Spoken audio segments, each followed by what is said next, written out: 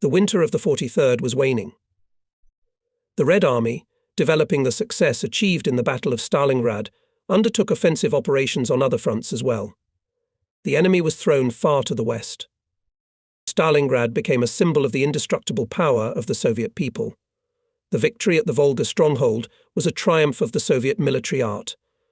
A huge role played here artillery as the main strike force of the Red Army, tank and mechanized units, and, of course, aviation. But the enemy is still strong. The party and the government are taking effective measures to prepare reserves, to equip all branches of the troops with the latest combat equipment, more advanced weapons. New types of airplanes are arriving at the armament of aviation. Over the battlefields more and more often appear, and our favourites attack aircraft too. They are becoming more and more. Formidable flying tanks deliver crushing blows to enemy communications, airfields, strongholds. In our rear aviation plants work under the slogan "Everything for the front," this means that more and more new batches of combat vehicles are coming off the assembly line. We need personnel. We need pilots. The joyful news from the front made my soul feel warmer. There was an irresistible impulse hurry to the front. It seemed to me and my fellow cadets of the Voroshilovgrad flying school that we were kept too long in the rear, too slowly taught to fight. The war would be over without our participation.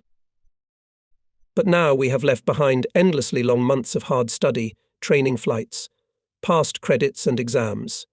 Instead of cadet buttonholes, we now have a commander's. On the blue background, clearly distinguished Cherry Cube Junior Lieutenant. The same rank was given to my comrades in the squadron Kalatin, Igorishev, Davidov, Semeko. Everyone is in a festive and high mood. Today, graduation, we will be awarded diplomas. And then to the front. Uralsk. On the snow-covered formation ground, the school staff is lined up. The wind is ruffling the silk cloth of the unfurled banner. General Kravtsov, the head of the school, is giving us a fatherly welcome. Accept, dear fatherland, combat replenishment. And then. A huge TB-3 was frozen, spreading its planes wide. Its wings and corrugated fuselage were covered with fine scales of frost. The engines hummed bassily, and above them a cloud of snow dust rose and recoiled into the distance. What a frost, says Igor Kalatin. The calendar says March, it's time for spring. And here, as we have in the Moscow region in January.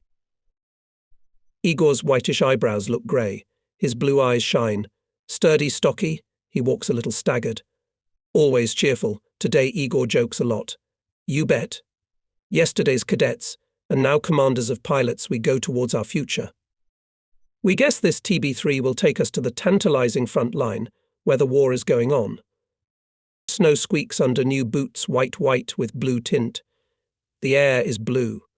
The smoke above the chimneys does not ripple, rises straight up. We go 2 by 2. I remember how my heart beat yesterday when Senior Lieutenant Smilsky ordered Igor Kalatin to get out of the line, and he didn't even look at me.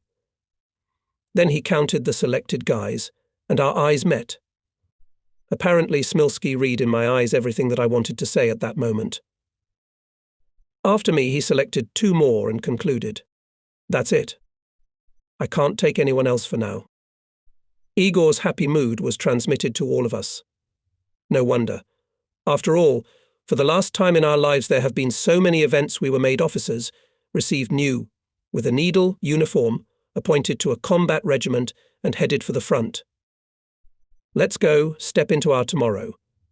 How will our fates turn out? What will happen in a year? No, in a month, 2 months? And here I am already sitting between the 2 ribs of the left wing of TB-3. The engines roared deafeningly. It's useless to say anything to each other. I can't look down either. And from this it seems that the time stretches infinitely long. But finally we feel that the car begins to descend. The airplane sort of hangs, makes one circle the second. A jolt. A run. The car turns around and rolls into the parking lot. For the last time the engines roared with a loud sigh and immediately fell silent. But there's still a rumble in my ears. "Get out, brothers, we've arrived," carries someone's voice from the passenger seats of the right wing. We are at the front airfield. The March sun is shining in spring, blinding our eyes. One by one we jump down to the ground. There are thawed ground all around. In some places the first tufts of grass are green. Look at this, Igor, it's great. It's already spring here. It even smells like spring, he replies cheerfully. And smiling too, he puts his face to the sun. Fate brought me and Igor together while I was still in flying school. We finished our studies. I would like to fight together. We're standing by a quiet TB3, waiting. The head of the group has hurried off with all the papers. Nobody's calling us anywhere yet. We can look around. I wonder what it is, a field airfield in the front line. Even in the walls of the school we connected our future with it. And here it is finally in front of my eyes, somewhere very close to the front line. Around here and there, caponnery airplanes are hidden behind earthen ramparts. In the parking lots, technicians, mechanics, motorists armed. The engines hum, subside and roar again at the full power of their steel lungs. This is a comprehensive, thorough preparation of IL for the next flights to combat missions. Bombs are being brought to the airplanes. I see how to hang under the wings of rockets, thanks to which Ilyushin became known as the brother of the famous Katyusha. And the attack aircraft also has cannons and machine guns. I like this machine. I can't wait to get in the cockpit and take off. I'm facing northwest. That's the front. Behind it is my native Izium. Now, probably the drops are ringing there too, the buds are swelling on the trees. And my mother watches the sun bathing in puddles. Father, tinkling a shovel, takes the meltwater out of the yard. And he thinks about the fact that his son, that is me, Anatoly, loved to do this work. And maybe our yard is empty, maybe the fascists wiped out the house and the trees, and only ashes remained. Mother, father, how are you? What's wrong with you? It's disturbing and painful to ask myself questions that I can't get an answer to for a long time. But it's up to me to speed things up. And not only me, but also my fellow pilots. I just need to get behind the wheel as soon as possible. And into battle. It is necessary to beat the fascists as they beat their guys, who recently expelled the enemy from this territory. Having looked around, I notice a lot of silent witnesses confirming my guesses. Here in the distance is a dark pile, in which piled everything that remained of the enemy equipment after its processing. By our aviation skeletons of airplanes and cars, gun barrels, all sorts of diameters of wheels with burnt rubber. Everywhere you look, traces of war. So, not so long ago there were occupants here. Hurry up. I exhaled. Hurry up and fight. Smiling good-naturedly and squinting his eyes from the spring sun, a military man, a pilot by the look of him, came rushing to us. He said hello and immediately asked, "What school are you guys from?" "From Voroshillovgrad," I answered. So, fellow countrymen, we had a lot of Voroshilovgraders in the 505th Stalingrad Regiment. Why, there were. I looked warily at the pilot. Well, before Stalingrad there were. The smile disappeared from his face, and then there were only 3 of us left in the squadron. In short, let's get acquainted, Lieutenant Tarakhanov. You can just call yourself Nikolai. Igor and I called ourselves too, shook his hand. I dug my eyes into the orders that peeped out from under the unbuttoned jacket of the pilot. Wow. Red banners, Zvezdoka. I will not hide I envied. Not so much the awards, as the lieutenant's combat biography. Apparently he had distinguished himself many times at Stalingrad. At these moments Tarakhanov seemed to me a special, extraordinary man. And who are we in comparison with him? I asked myself. Just untrained fledglings, that's all. So far we only in the imagination imagined the first combat flight, and still very well understood that at the front need pilots, and not just controlling the aircraft people, and air fighters, tactically literate, skillful, able not only to fight with an experienced, insidious enemy, and certainly win it. With the naive curiosity of schoolchildren, we began to ask Tarakhanov how many flights on his account, for what he was awarded government awards, how soon, in his opinion, we will be entrusted with combat vehicles. Lieutenant extremely briefly satisfied our curiosity, then smiled, patted me on the shoulder, and said, "I'm in a hurry, guys. Have a good day. And we'll meet you there." And he raised his hand up, which meant we'll meet in the hot frontline sky. Suddenly a slender girl in a military uniform appeared on the path. On the epaulettes, one patch each. A sergeant. I was surprised by the new uniform with epaulettes and insignia on them. At school we were given old uniforms, and we had never seen new ones. Meanwhile, the girl stopped and greeted us. I was ordered to summon Junior Lieutenants Kalitin and Ned Balo. "I suppose that's you?" "Yes, sir." We, as if in front of the commander, at once stretched in a string and clicked our heels. "What have we done in front of you?" Igor's eyes shone in a grin. "I'm sorry, I don't know how to call you." The girl was not confused. "It's not relevant to the case. And if you're very curious, I'll tell you your name is Katya. You are summoned to the command center. Immediately." She clearly turned around and hurried back. "She's cute." "Really?" Igor looked at me, waiting for confirmation.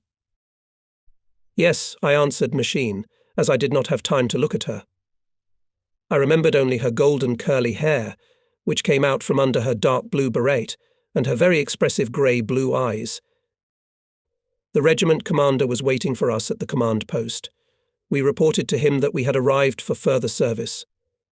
"Sit down," Major Lykovsky suggested, leafing through someone's personal file. "Wasn't it mine?" No, he asked Igor one question or another. He answered leisurely. "And tell me, please, how does a fly land on the ceiling? With a half loop or with a flip over the wing?" Suddenly asks Lykovsky. The question is so unexpected that the usually resourceful Igor is even confused. He is silent for a few seconds. Then blushing he answers. "I, Comrade Major, on the attack aircraft learned to fly. I didn't do flies." The commander smiled. "It's very good that you learned to fly on attack aircraft. But whether you know how to fly, we'll see. I'll check, I'll definitely check. Especially handwriting. And observation too. You think I asked you about the fly for no reason." Igor apologized for his impetuosity. "It happens, young man, it happens." The commander smiled, making it clear that the incident was over, but the inspection was going to be serious. From the commander we left in high spirits, both enrolled in the same squadron, the 3rd. Our commander is Captain Krivoshlek. Leaving the command center, I, in one of its compartments at the dispatcher's desk, saw already familiar to me golden curls. The girl officer was talking on the phone. She noticed us and smiled with her eyes. The acquaintance with the commander was short. "You will be in Lieutenant Bikbilatov's unit," said Captain Krivoshlek, and made some note in his notebook. "I am getting acquainted with Bikbilatov. You can sometimes judge a man's character by his appearance. It is not necessary to be a great psychologist to understand Lieutenant Bikbilatov is strong-willed and demanding. Expressive brown eyes look straight ahead, point blank. Slim, trim, energetic. One can immediately guess a strong nature. I have always respected such people, and that is why I sympathized with Bikbilatov. Later I realized that I was not mistaken. Bikbilatov was a brave fighter, a good comrade and a real commander. He excelled in piloting techniques, had a quick reaction, made decisions that sometimes seemed desperate, but always brought him combat success. This showed his ability to think, soberly assess the situation, really weigh their chances. The next day all the newcomers were gathered in the most spacious room and familiarized with the program of combat and political training.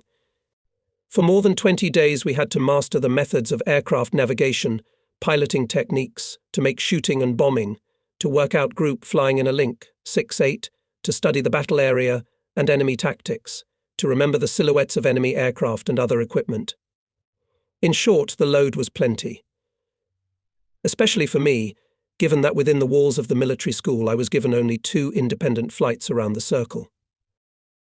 The first part of our program was full of classes. With special persistence and diligence we mastered the theory, deepened our political knowledge. Much was given to us by conversations, lectures and politinformations conducted by political officers. They told us how, during the Battle of Stalingrad, our regiment provided the offensive of ground units, about the oath of 2,000 Komsomol volunteers not a step back. Let's defend Stalingrad. And now I remember how the party organization raised the question before the personnel of the division about collecting funds for the construction of a link of Il-2 planes. All soldiers warmly responded to this call.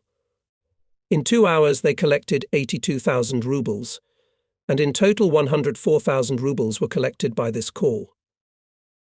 In these hot days, Komsomol members joined the Communist Party. I remember how nervous Bikbulatov was when joining the Communists.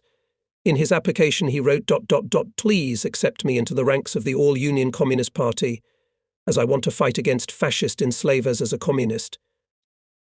Once Major Gonta, the deputy commander, came to us and told us about the participation of our regiment in the Battle of Stalingrad.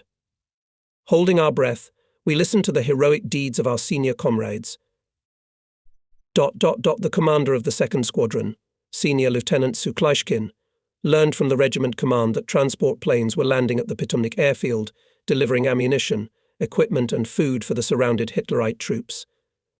All approaches to the airfield were strongly protected and covered by a dense barrier of anti-aircraft fire. Having thoroughly studied the air defense system, the commander managed to break through the wall of barrage fire with his group. Attack aircraft went to the target and in a few minutes destroyed 13 enemy aircraft. On the same day, the group led by Suklayshkin once again visited the airfield. This time the fascists met the daredevils not only with anti-aircraft firefighters were barreling in the air, which were not slow to pounce on the plane of the leader, but Suklayshkin fulfilled the task this time too. True, his IL was shot down, and the brave pilot was wounded. However, he managed to transfer the machine across the front line and land on his territory. We also learned about how Lieutenant Tarakhanov, already familiar to us, distinguished himself. He was given the task of photographing the object. It means to go in a straight line without changing course, altitude and speed. All the fire of enemy anti-aircraft guns he called on himself. Just out of the zone of fire, as Messrs. Ill-caught fire. Tarakhanov was wounded in the face by fragments of the exploded shell, but continued to fulfill the combat task. Sliding knocked down the flame and took a course home. The aviators at the airfield marveled at how Tarakhanov managed to get home on the plane, which had about 200 holes. The center plane was damaged, the landing gear and pneumatic struts were punctured. The machine could barely hear the rudders, and when landing, part of the tail plumage fell off. In this unequal fight, Tarakhanov's courage and his high-flying skill played their role. Junior Lieutenant Zaplavsky said the commissar had to perform a combat mission in very difficult meteorological conditions. Enemy anti-aircraft guns opened a barrage of fire on the Sound, and one of the shells hit the plane. Zaplavsky on the damaged machine completed the task, but on the way back he was pursued by a Messer. The brave pilot managed to evade the enemy, pull across the front line and safely land the hit car. Then he reported his whereabouts to the regiment, asked to send specialists from the field aircraft repair shop, together with them restored the aircraft and flew to his airfield. We listened attentively to the deputy, and the episodes from the combat life of our senior comrades in arms who participated in the Battle of Stalingrad caused admiration. Their courage and bravery were perceived by us as an example to follow, as a model of selfless loyalty to their sacred duty as soldiers of the Soviet fatherland. "You have come to the regiment, on the battle flag of which is the image of the great Lenin," the major excitedly finished his speech. "Be worthy of the high honor, multiply the glory of our regiment." We had to answer in practice what response in our hearts, in our minds received his words. And meanwhile, while we looked with admiration at each pilot, whose chest was decorated with the gold star of the hero of the Soviet Union, they seemed to us knights of the sky, people whose bravery, courage and combat daring were beyond our reach. My idol was the best ace of the regiment, the first to receive here the title of Hero of the Soviet Union, Captain Dmitry Prudnikov. I looked closely at him, greedily caught his every word, tried to imitate not only the courage and bravery of the hero, but also the manner of speaking, holding myself, even copied his gait. It seemed to me that this was the only way to be equal to heroes, the only way to become like them. Secretly, I cherished a dream to get under Prudnikov's command in his advanced squadron. There was a temporary lull on our section of the front. Using it, all personnel are intensively preparing for the upcoming combat operations. Everyone clearly understands that coming hot battles, that the enemy is still strong and will persistently resist. Former pilots are unaccustomed without real combat work. And here we have to study theory, trainings, listen to lectures. For us young pilots, these days are a real school. Right in the field, on the front airfield, experienced mentors, masters of assault attacks teach us to beat the enemy, teach us to win in battle. Their recommendations have been tested 3 times by practice. Their conclusions are verified by hundreds of attacks. And we know what the regiment commander, Major Lykovsky, Navigator Suklishkin, pilots Bikbilatov, Zaplavsky, Beda says is beyond any doubt. This is a guide to action. Assault strikes. For pilots, these 2 words have a deep meaning. It's a whole science that requires courage, a sure eye and a steady hand. It requires thorough knowledge of the enemy's habits, tactics, his combat capabilities. You need physical endurance, stamina, will, the ability to navigate well, read the land, unmistakably find the right target and strike it accurately and irresistibly. And one more thing this science requires: to be able to find a way out of seemingly hopeless situations. This was taught to us now by experienced pilots, masters of all destroying blows. One day was followed by another. Having studied the theory, we started the practical part of the program, the desired flights. Yes, it is provided. At 6:00, the beginning of flights. The regiment commander comes to the starting radio station, takes a microphone from the hands of a soldier communicator. It's my turn. I put on a parachute, jump on the left wing of the sludge, climb into the cockpit, fasten the straps, close the lantern and freeze, waiting for permission to taxi. Caution 03. I'm Rubin. Permission to take off. The engine is revving up. The car is rushing forward. I release the brakes, and the airplane, having taken acceleration, rushes across a flat field, pushes off the ground and rises. Having gained altitude, I perform the first turn, the second. I put the car in a deep turn. Sludge obediently obeys my will, clearly outlining the figures. There should be a combat turn, pike. Again, I put the car in a deep turn with a gain of altitude. Caution 03. Warns Rubin. Watch the air carefully. A few minutes later, a new command. Finish the job. Land. The commander analyzes my flight in detail, passing it piece by piece. Even minor errors in piloting technique did not pass his attention.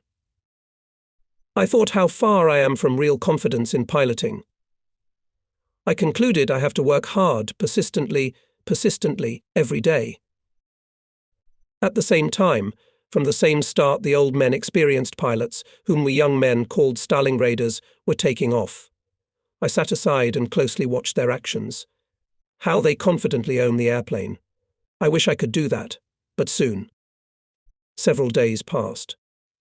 During this time, we learned to identify individual pilots by their style, studied the handwriting of our best masters.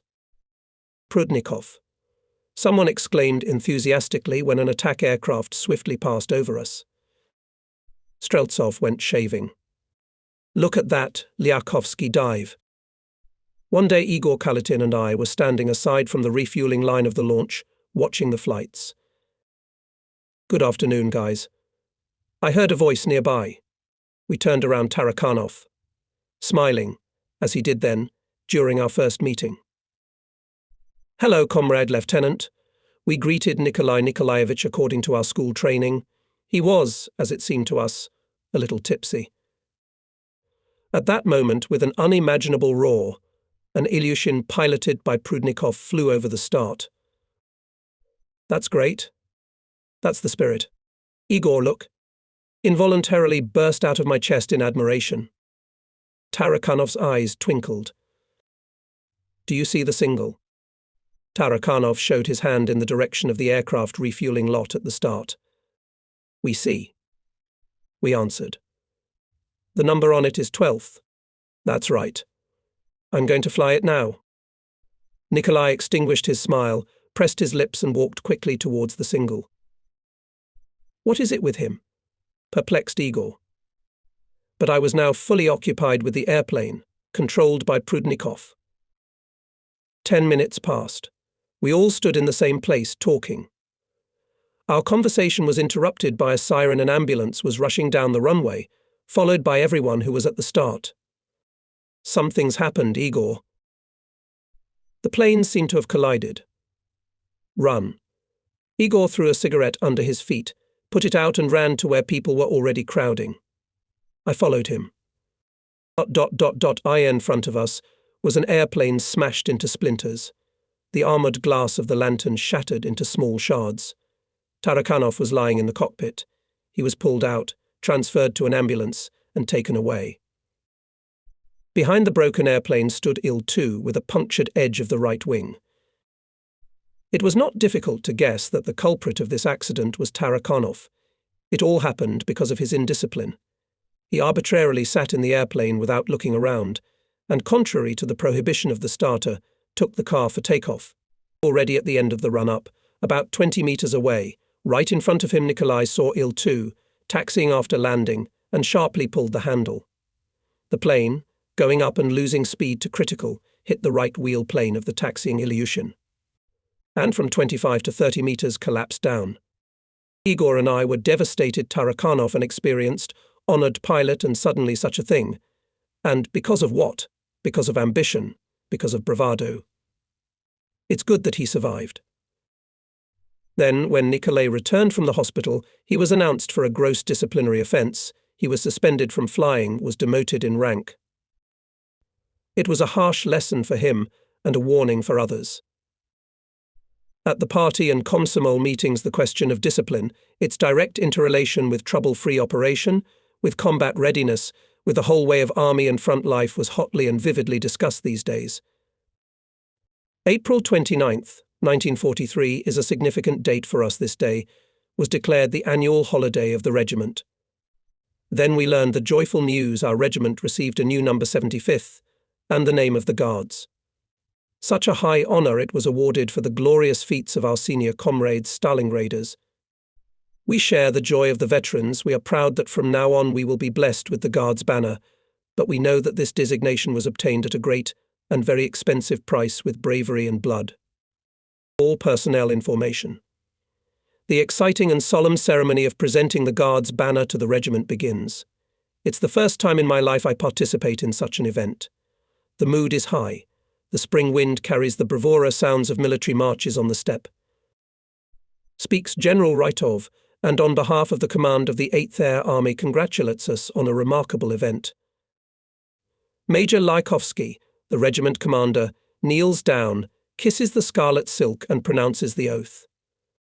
His lips say the sacred words of the oath to everyone who stands in this line, who will go tomorrow into the fire of battle for the triumph of the great Leninist ideas, who is ready to spare neither blood nor life to achieve victory over the enemy.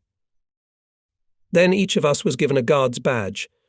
We were proud of it and realized that by pinning this badge on his uniform, the aviator gives an application for new martial deeds. We are Guardsmen, I pondered, and immediately asked myself, and what have you done special? What is your contribution? The next day again, training flights. Airplanes habitually take off and land. The engines are humming. Suddenly 36 Ilov are passing over us in parade formation. The ground shudders from the voices singing in unison. You bet.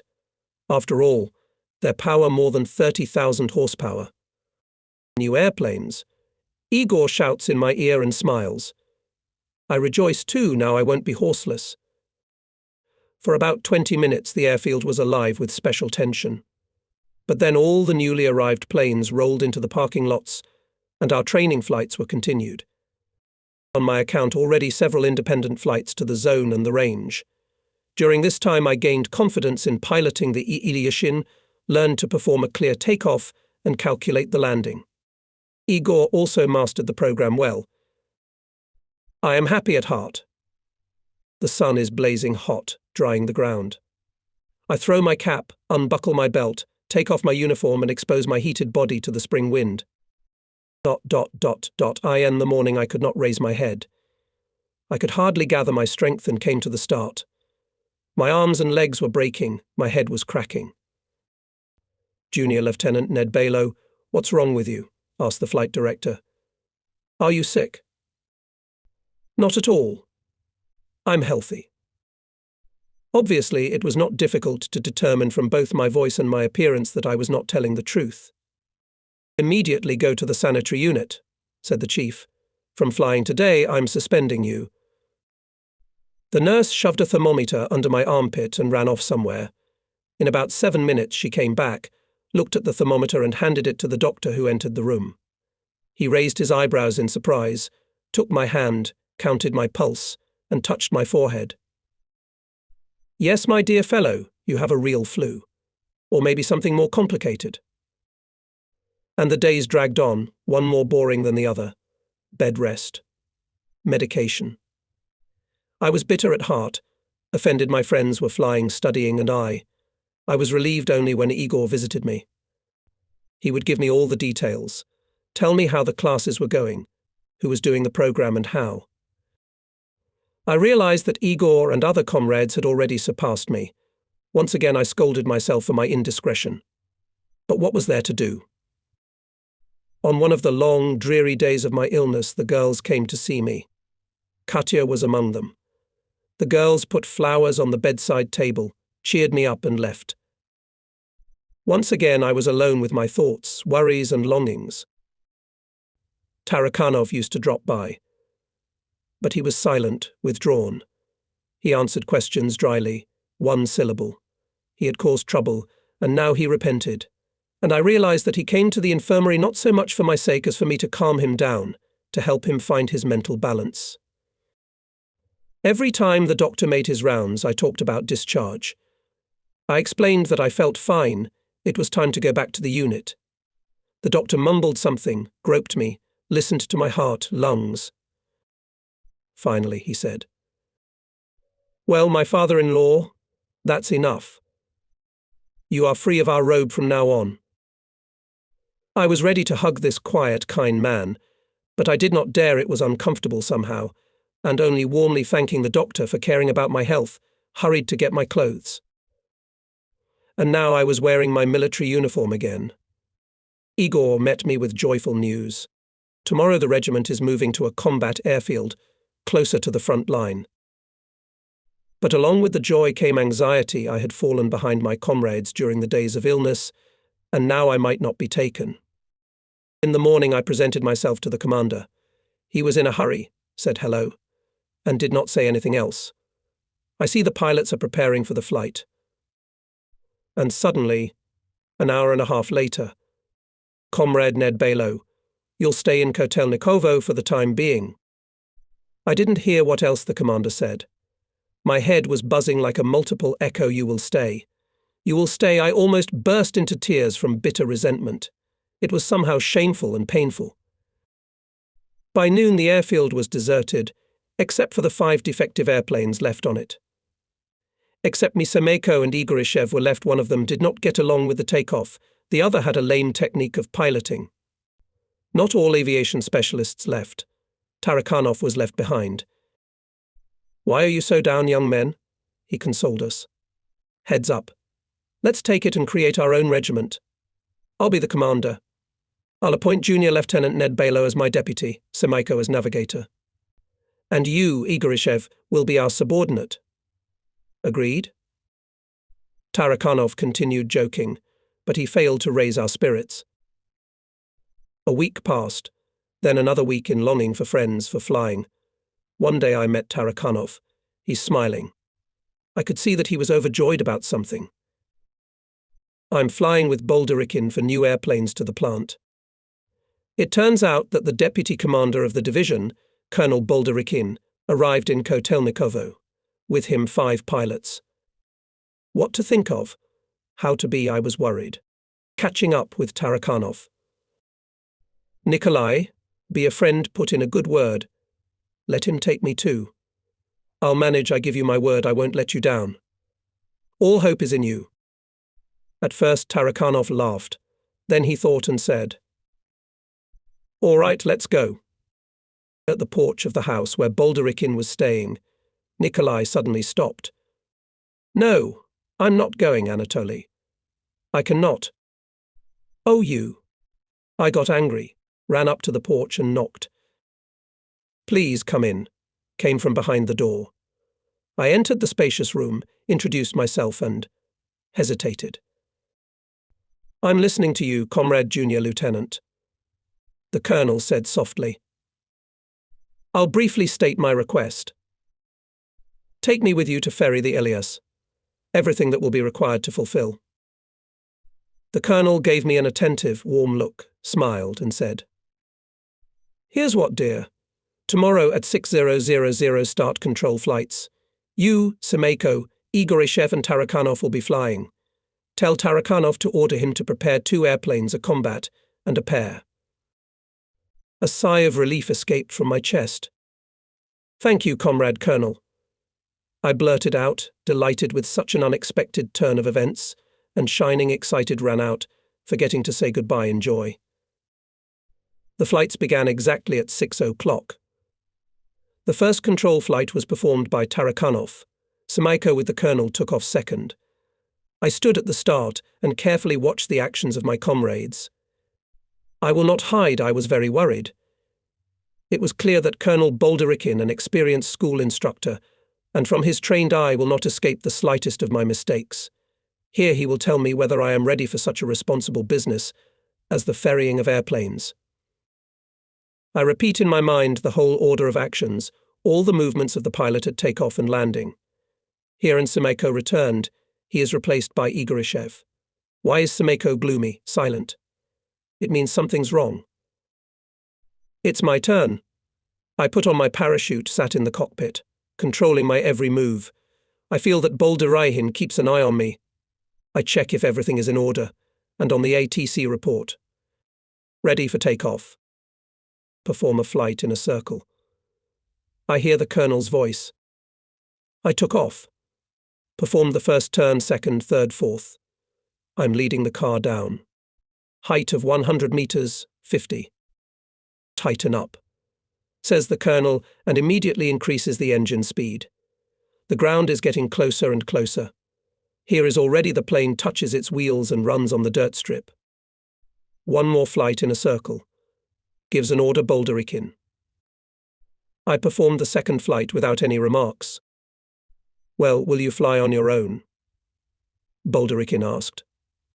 I'll fly, Comrade Colonel. I authorized 3 flights in a circle. I performed them with an excellent rating. It's nice to hear praise from such an experienced mentor as Colonel Bolderikin. The grey-green Douglas, with the ferryman on board, landed at the factory airfield, where 16 brand new ILOs were lined up. They still smelled of fresh paint. On the wings, brightly burned scarlet stars. The deputy commander explained the task: these airplanes we have to transfer to Leninsk. We will take off in pairs, said Tarakhanov. Before takeoff you will be on my right. I was confused. It's easy to say we'll take off in pairs. But I have only seen how others do it. And I haven't flown in formation yet. But don't give up. Let's take off. We gained altitude. It was a little difficult to fly in pairs without a show. First landing. I taxi, put the plane next to Tarakhanov's car and turn off the engine. My ears are ringing and the silence seems unnatural. And the day was surprising. The rays of the May sun are blinding my eyes. Jumping down from the plane, I went to the deputy commander. Good, Comrade Junior Lieutenant, I heard from the leader. You have successfully passed the first exam. Now prepare for the next stage of the flight. Encouraged by these words, I hurried to my airplane. But my joy immediately disappeared at the sight of Tarakhanov. With an angry face, Nikolai was nervously biting some stalk. How many times flew in formation? He asked me sternly. Now here for the first time. Why did not warn? Exploded Tarakhanov. What, you wanted to jeopardize both yourself and me? I guiltily kept silent. Tarakhanov was right, of course. But you understand, I finally dared, because everything depended on this flight. And I cannot wait, I must beat the enemy, like you, like my schoolmates. Tarakhanov threw away the bitten stem and said conciliatingly, "All right, it's my fault too. I didn't take into account that you're a novice pilot. I should have worked with you on the ground. You make a lot of mistakes." Here Tarakhanov analyzed the mistakes, told how to act in this or that case, and in conclusion he said, "Now get ready for the flight. 4 distances, 4 practical lessons. I mastered piloting in pairs and as part of an 8-man crew. It gave me strength and confidence. I was also lucky in that I was entrusted to transfer the combat vehicle to one of the frontline airfields. So I had the opportunity to work out the shaving flight and a tight formation of 6 attack aircraft. And here, finally, my native regiment, ...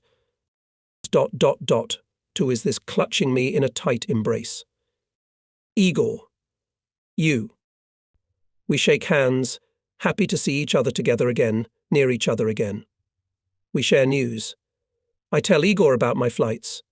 He listened to me, then proudly informs me. I already have 4 combat missions. I am heartily happy for my friend. When is my turn? The squadron commander was interested in everything down to the smallest details, how my health, and how much time I spent in the air, and with whom I flew. The latter, as I realized, was especially important for Bikbilatov to know. And when I answered, with Tarakhanov, Bikbilatov nodded his head approvingly and smiled with the corner of his lips. I already knew from Tarakhanov that he was friends with Bikbilatov and Zaplavsky. Battle twinning of 3 brave pilots, Russian, Tatar and Ukrainian, was born and strengthened in the hot skies of Stalingrad. And now they were always together. You will be my wingman, said Bikbilatov with a noticeable accent. Flight number of your airplane is 32. Go to the plane, get acquainted with the crew. I didn't walk, but flew to the plane. You bet. The wing commander is taking me as his wingman. The first to introduce himself to me was the mechanic of the plane, Sergeant Motovailov. From the cockpit of the air gunner looked out a bright-eyed young man. He smiled, immediately jumped down and clearly reported. Senior Sergeant Maliuk, your air gunner, Commander. So we'll fly together. A firm handshake cemented our alliance. Where are you from? I asked, although judging by the surname, by the noticeable accent, one could immediately realize that Maliuk was from Ukraine. There is a town called Korsun. Maybe, Charlie, so I'm from there. I liked this guy right away. When I learned that his name was Anton, I was happy. You and I are namesakes, so it turns out. That's great. I told him that I was registered by my parents as Anton, but when I grew up, I decided to change my name to the more common one, Anatoly. We got to talking. Anton Maliuk was born in the village of Nabutov, Cherkasy region. He joined the army in 1940 by Komsomol recruitment, studied at the Kharkov School of Junior Aviation Specialists, became a motorist. In the most difficult days for the motherland, in the midst of the Battle of Stalingrad, Anton Maliuk applied to the party. When the regiment began to receive L-2 airplanes, Maliuk was one of the first to appeal to the regiment command with a request to send him to the courses of aerial gunners, so that, as he wrote in his application, to participate directly in the battles against the Nazis. That day I got acquainted with the mechanic of armament, Private Sasha Cherkova, and motorist, Private Anatoly Baranov. So the crew of the airplane was in full force. And at that time the enemy was striving at any cost to suspend the Soviet offensive. Along the northern Donets and Mayas there was a powerful defensive line of fascists, which had to overcome the units and formations of the Southern Front, which received the task to liberate Donbass from Hitlerites. One of those days was especially memorable for me. The night before the squadron commander, Captain Krivoshlaik, warned tomorrow there would be a combat sortie. The whole regiment will fly. So tomorrow my first battle. I spent the night anxiously. excitedly waited for dawn, hurried events. In the morning I jumped up, had breakfast and went to the airfield. At the parking lot engines are already murmuring the engines are being tested. From airplane to airplane rushing gasoline refuelers brought cylinders of compressed air. Hear the voices of mechanics and motorists. Preparation of aircraft for departure is in full swing. How are you feeling, Mood, Comrade Ned Balo? I turned around my commander Bikbilatov. Neat, trim, clean-shaven. Everything is all right, Comrade Guards Lieutenant. I answered cheerfully. Not a word about sleeping badly, of course. That's good. Do you have the map? Is the situation clear? Is the route laid out?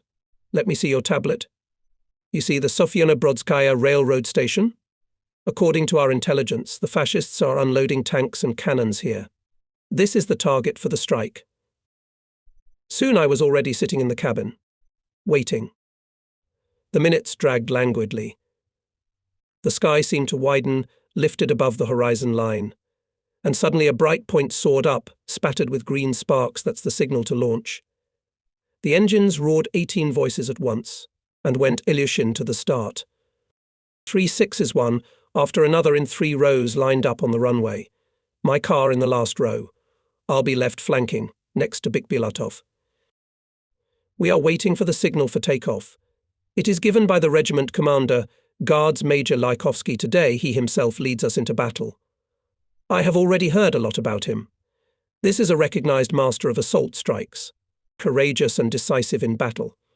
Heard more than once, as pilots admired his art of striking from the dive. They respected Major Lykovsky for his humanity, responsiveness, endurance and tactfulness.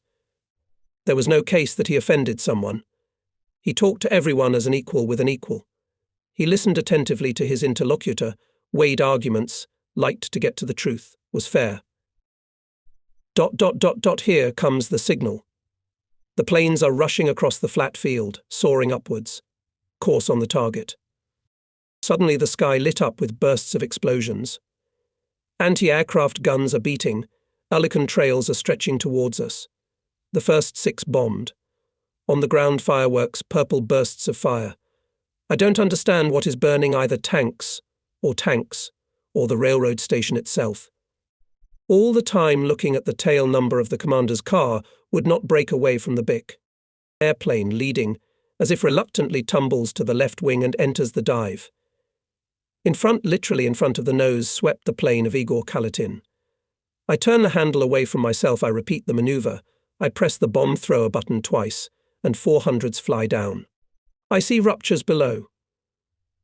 Bikbilatov repeats the approach. I'm behind him. Caution 03, keep up. I hear the commander's voice.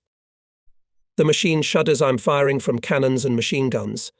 I'm shooting long bursts, untargeted. I cannot distribute my attention.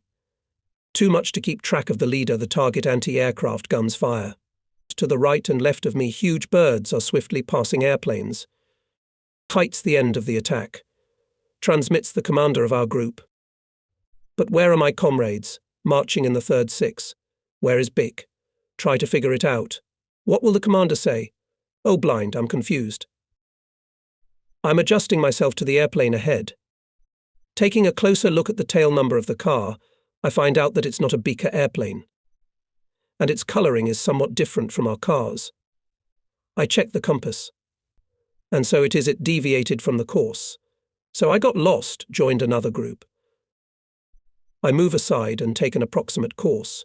Soon I notice a familiar landmark and sigh with relief. Of course it was our airfield. Suddenly the engine vibrated. RPMs dropped. What's the matter? As I hastily search for a clue, the ground is inexorably approaching. There are only seconds left to make a decision. We must land immediately.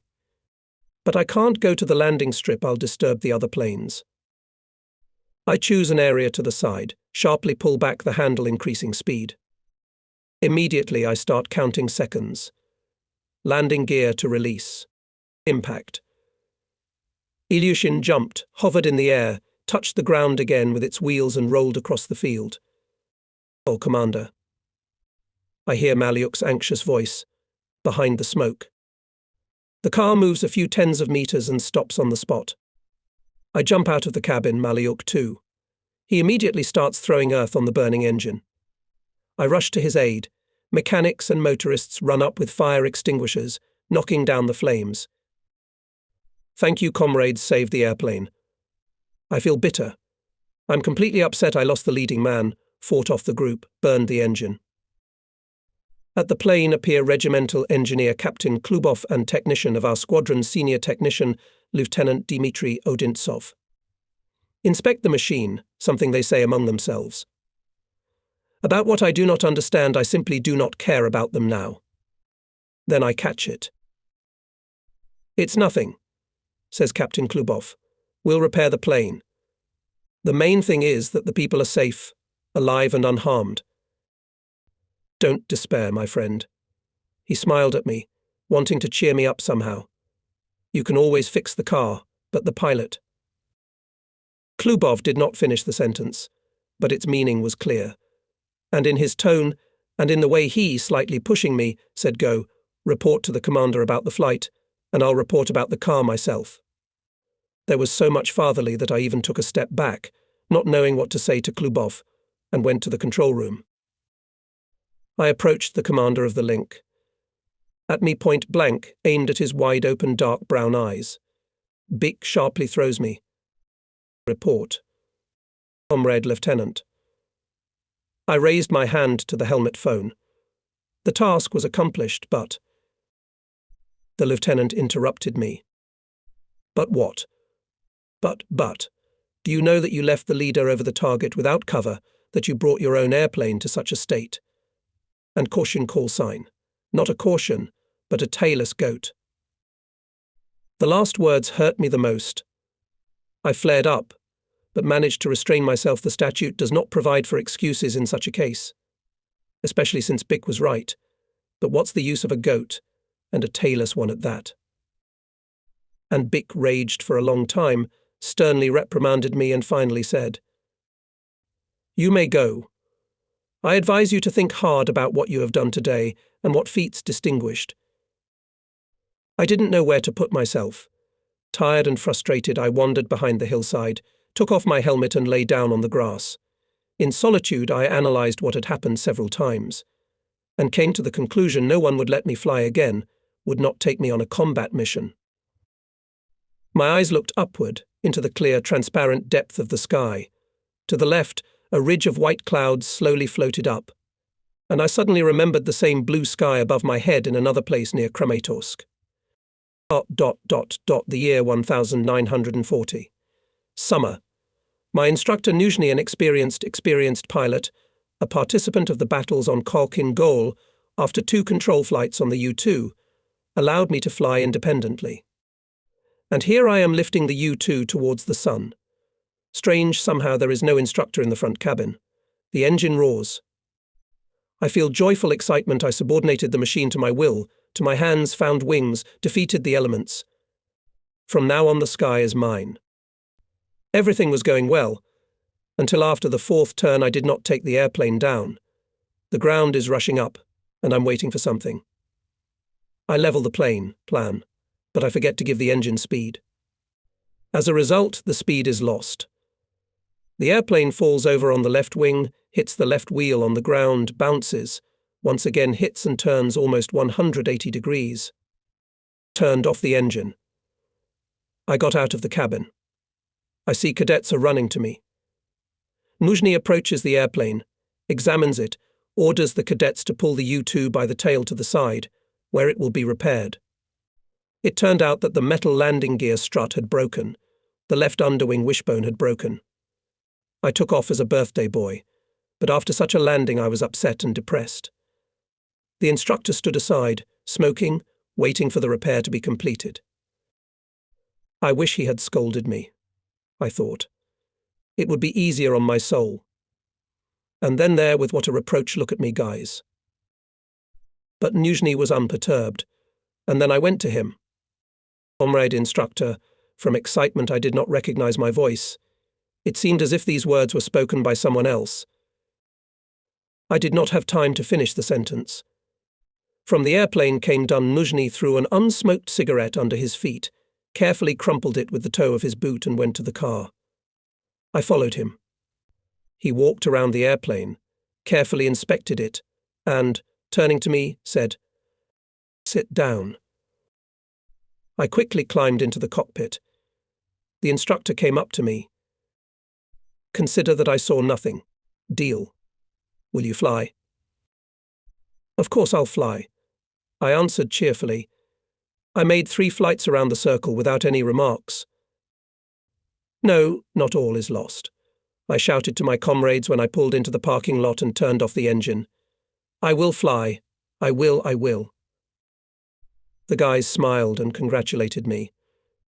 Excited, happy, I hugged my instructor and said, "Thank you for everything." I thanked him for his science and generosity of soul. Then I went to the step, warm, ringing, smelling grass, lay on my back and dreamed. He looked into the bottomless depth of the blue ocean, where clouds were quietly floating. ... visible and imaginary, past and present intertwined in me. And I, calmed down, came to my senses. And only Nuzhny was a man whose surname suited the moment. Couldn't Bikbilatov be the same? I thought. Tolka, son of a demon. And I've been knocking myself out I can't find you. It's Igor. He's standing over me, smiling. Congratulations on your baptism of fire. He pushes me to the side and shakes my hand. I know how hard it is in the first. Tried it, and you landed your Ilyusha well. Well, at least you don't incite me. I snapped at you, regretting that my memories had come to an end. Don't be angry. All sorts of things happen in our business. Come on, let's go. I walked to the parking lot, looking for my plane.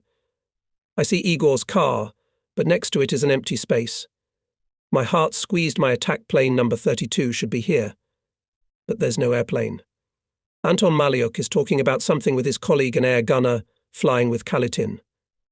Igor called them over and suddenly said excitedly, "Others, let our combat friendship always and everywhere be inviolable. On the ground and in air combat we will stand for each other. We will." With one voice we exclaimed, and 4 hands joined, affirming the inviolability of this oath. "Let's go dancing." Igor suggested me when we were leaving the dining room after dinner. "Brother, we need to shake things up. It's all about fighting and fighting. And what girls there are in our regiment." Obviously encouraging me, he smiled slyly. I don't remember when I danced. Youth takes its toll. During the day you get so exhausted that you literally fall off your feet, and in the evening, look where the fatigue disappeared.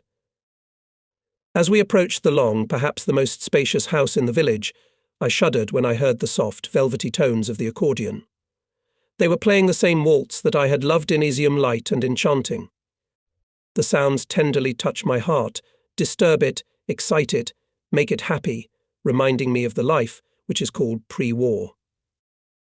Now this waltz sounded in the half-dark hall of Barilokrepinsk Rural Club.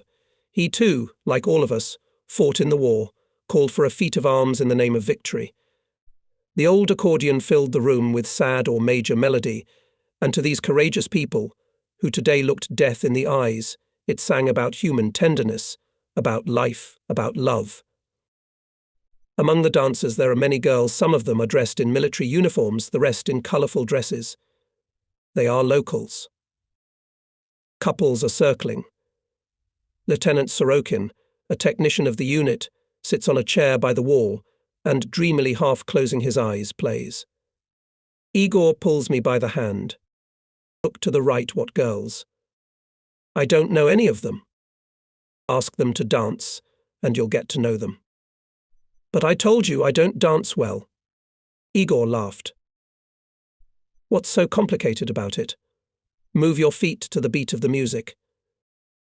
I slowly crossed the hall, heading for the far corner, where a group of girls in military uniforms stood, and suddenly, yes, it was her Katya Ilyushina, her uniform neatly ironed, boots polished to a shine, slim and trim. I went towards her, but I was too late. Without seeing me, Igor jumped up to Katya, bowed gallantly and said, "May I?" And behind him me with a confused face. The girl looked at both of them and, hesitating for a second, extended her hand to Igor. She smiled warmly and sincerely at me. Lost in the crowd, I watched Igor and Katya with jealous eyes. Then I wandered toward the exit and left. In the morning, Igor asked me, "Why did you run away? I wanted to introduce you to Katya, but you disappeared. Do you know her last name?" "Ilyushina. I asked if she was the daughter of our airplane designer." "No," she said. Igor was rushing with words. I didn't say a word. After breakfast, Igor and I went to the debriefing. Major Lykovsky analyzed in detail the operation carried out by the entire regiment. Nikolai Tarakanov sat next to me. "Why are you sitting like a cloud?" I asked him as if nothing had happened yesterday. "Happy baptism of fire." "Bik is my pupil. I put him on his feet, and now he teaches you and educates you. Be glad that you got such a commander." I was surprised. It means that Tarakanov knows nothing about what happened between us. It turns out that Bik Bilatov did not say a single word about my shame. He told me, the culprit, everything that he thought, but he told his closest friend nothing. In the depths of my soul, I felt respect for the commander of the link. Tarakanov somewhat distracted me with a conversation, and I initially did not really catch what Lykovsky was talking about. Someone praised, someone taught. Still, I understood in general the flight of the regiment was successful. And my merit in this is not, I thought bitterly. Junior Lieutenant Ned Balo.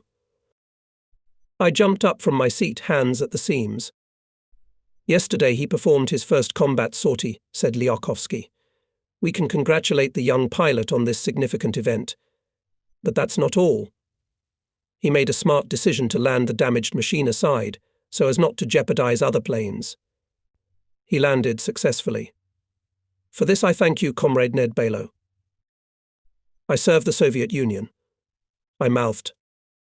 The commander paused for a moment, then said softly, "I hope that you have already realized your mistake and will not allow such things in the future, and that the engine caught fire. The fault of the enemy, a shell fragment, was punctured oil radiator. It is good that in the air you were not confused and on the ground acted decisively, quickly localized the fire. Sit down." Wow. A stone off my shoulders. Lieutenant Bik Bilatov told me off. Major Lykovsky, on the contrary, praised me and gave me a commendation. Well, I'll tell you in order how it all happened. At first everything went well. Held wing to wing. We reorganized at the target and started to attack. Suddenly the anti-aircraft guns struck. It seemed that the enemy concentrated all the fire only on my plane. Not that I was confused, but for some reason I got lost. Something distracted me, and here's the result. I threw bombs untargeted, fell behind the leader. And I took offense at Bik Bilatov. You can't only call him a goat for such deeds. But Bik, albeit harshly, rudely, but still told the truth. It could have ended worse, both for me and for him. Later I noticed that in our squadron we used to clean up each other, if of course there was a reason for it. It was done directly, frankly, and was taken without offence. And everyone knew in a friendly, strong team the remark of a comrade for the benefit of the common cause. After several combat sorties I felt more confident over the target. I was no longer disturbed by anti-aircraft fire. The leader was making an anti-aircraft maneuver, and so was I. I understood it well and acted according to the situation. But I could not yet understand what was happening on the ground. To find the target, on which exactly strike, I could not. And I was required not only to cover the leader and not lose sight of the target, but also to fix the slightest changes in the enemy's defense. Days passed, and gaining experience, I began to notice everything that was important for a pilot to see, whether it was in the air or on the ground. One day after breakfast, Kalatin and I took refuge in the shade of a reed canopy and indulged in memories. Those were some special moments. The pilots, every minute looking death in the eyes, did not think of themselves. They were completely absorbed in the business, which was called rather prosaic combat work. And in rare moments of calm we anxiously talked about our loved ones, about whom we had not known anything for 2 years, often saw in dreams, and for whom our war-scarred hearts longed. At the command post we saw our commander, Lieutenant Bikbilatov. "Let's go to the regiment, Commander," he said. Guards Major Liakovsky greeted us and immediately began to explain why he called us. The fascist command has high hopes for its defensive rampart on the so-called Mayas front. The fascists have built here pillboxes and bunkers, anti-tank and anti-personnel obstacles. Hitler demands to delay the Soviet troops in this area, by all means, emphasizing that the Mayas River decides the fate of Donbass. The regiment commander paused, walked around the table and continued. "The regiment received an order to perform a special task. I decided to entrust it to you. The essence of the task is as follows. On the front line in the area of Semenovsky and Kalinovka settlements, we have to put a smoke screen at a height of 15 to 20 meters. From the ground, the commander showed on the map a piece of terrain and a height of 196.0, over which we were to fly. The ground units are waiting for help from us, aviators. Fly in threes, there will be no cover. The difficulty lies also in the fact that in this area the enemy has concentrated a lot of anti-aircraft weapons," emphasized Liakovsky. "The task will be accomplished," clearly pronounced Bikbilatov. I felt both joy and excitement. I was happy to realize that the commander of the unit entrusted me, a young pilot, such a responsible task, and also because Bikbilatov still sees me as a caution. "Well, are you satisfied?" asked me our Bik. "Not scary?" "The case is unusual, quite complicated." Bikbilatov thoroughly explained to me in Kalyagin what to do in this or that area, clarified the details. It is necessary to accurately, suddenly and of course secretly go to the specified area he instructed us.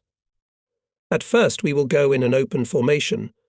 Over the last control point of the route we will switch to a soaring flight, and in front of the enemy coast we will make a slide.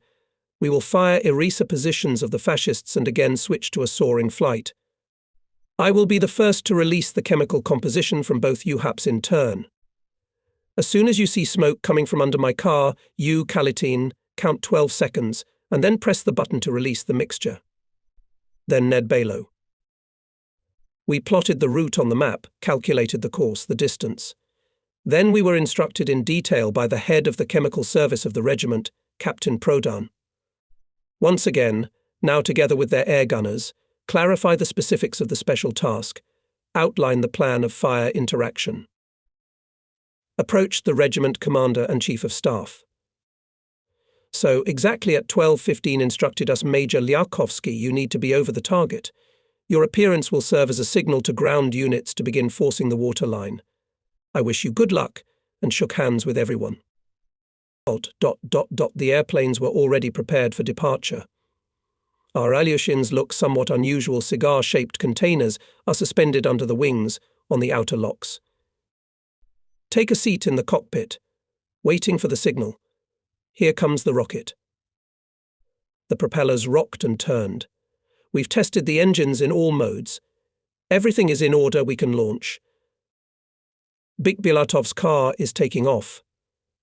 Behind him goes Kalitin. I'm flying third. I feel how hard the airplane comes off the ground. This is understandable. First, chemical devices significantly increased the flight weight of the attack aircraft, and secondly, the aerodynamic characteristics of the machine has changed. For some time we go the usual formation, then descend and fly at a strafing. Under the wings flashed buildings, trees, roads. I note with satisfaction that I already know how to distribute attention. Now it is not stuck only to the leader. Suddenly Bikbilatov gains altitude. Kalitin and I do the same. So we are approaching the target I guessed. All the time I keep in sight of the commander's car, throwing a quick glance ahead. Behind the winding ribbon of the river can be seen mottled with fiery flashes of the area. Grey, whitish, black plumes mix in the distance, forming a foggy haze. The front. Somewhere around here is the area we need. Go and find it, I thought. Below us is the river Mias, We pass over the river at an angle of 20 degrees. In the helmet, the voice of the link commander. Fire. Bik-Bulatov's attack aircraft dives down. I repeat the maneuver. Like the leader, I press the guns and machine guns, the button for launching rockets. The steady hum of the engine is intertwined with hissing eras, thrown out from under the wings of elastic fire jets, carried away on the enemy. A shiver runs through the airplane. The guns and machine guns work without fail. I seem to merge with the machine. In the soul, an incomparable feeling. No, it is not excitement, it is the triumph of a fighter, bringing the enemy retribution. The ground is rushing towards me. Under the wings are passing trenches, firing points, flickering in search of cover figures. Don't get distracted, I command myself. A very crucial moment is coming, and I watch the leading man's car closely. Here is a bundle of thick white smoke bursts out from under the flying ahead of the commander's assault aircraft. I see that Kalitin has also activated the first chemical device. 1, 2, 3. 6 I count in my mind. Air gunners, as it was stipulated by the plan, open a quick fire on the ground. And I keep counting ... 11, 12. I press the button and count to 6. Then I release it and press it again. White jets of smoke stretch into the distance, swell, blur over the ground. A few more seconds pass. Bik-Bulatov steeply gains altitude, then throws the car down, left-right fires. Igor and I repeat his actions. Having performed an anti-aircraft maneuver, the whole wing turns around and takes a course for our airfield. Everything is normal, I rejoice. And over the river, over the bank, along the front edge of the enemy stretched a wide and dense wall of white smoke. Increased distances, intervals. Bik-Bulatov transmits on the radio. I take the plane to the left of the leading. Kalitin retreats to the right. The distance to the plane of the leading increased, and I, feeling somehow more free, and look at the ground, on the machine leading. He pilots great. Pull up. Take your places. Orders Bik-Bulatov. So, we'll be landing soon. We approach the airfield at a low angle in a tight battle formation. We landed. We are immediately surrounded by aviation specialists. Well, everything is in order. We have successfully completed the mission, says Bik-Bulatov. The guys are smiling. How not to understand them? After all, with their hard work, diligence, knowledge, experience, skill, they are also fighting the enemy, contribute to the success of their combat friend and comrade the pilot. He won the victory in the air battle. He perfectly completed a difficult task. It means that all together, inflicted damage to the enemy. Having inspected the airplanes and reported to the link commander, we are together with him, talking cheerfully, going to the command post. And you showed yourself well today, Ned Balo. Well done. Way to go. Bik extends his hand to me. His dark eyes are smiling. Thank you, Commander. I'll keep it up. Major Lykovsky listened carefully to Bik-Bulatov's report, asked a few questions, then smiled and said, Thank you, comrades. You have helped the ground units a lot. Now rest. ... The sun had already risen above the horizon and warmed the engine hoods, which had cooled down during the night. A new day begins. We are at the airplanes waiting for the signal for a combat flight, but time goes by and there is no command. Soon everything became clear. At 9:40 the sky shot up PO2 and sat down. By this time all personnel was built here on the airfield. It turns out that the deputy commander of the 8th Air Army General Rostov flew in. Greeting us, he said, Comrades, yesterday your regiment accomplished a difficult and responsible task, helped our troops to force the Mayas River. The enemy captured 5 strongly fortified strongholds. The offensive is successfully developing. Lieutenant Bik-Bulatov was awarded the Order of the Red Banner for courage and bravery shown in the performance of the combat task. Junior Lieutenants K. Deaton and Ned Balo the Order of the Red Star. I shuddered. Really? No, we must be talking about someone else. But there are no namesakes in the regiment. So the general is referring to me. And the formation was already applauding, shining, rejoicing. Excitement swept over me. Someone is pushing me, don't hesitate. Come out of the ranks. I serve the Soviet Union. I exhaled, accepting my first government award from the general's hands. How to justify such a high honour?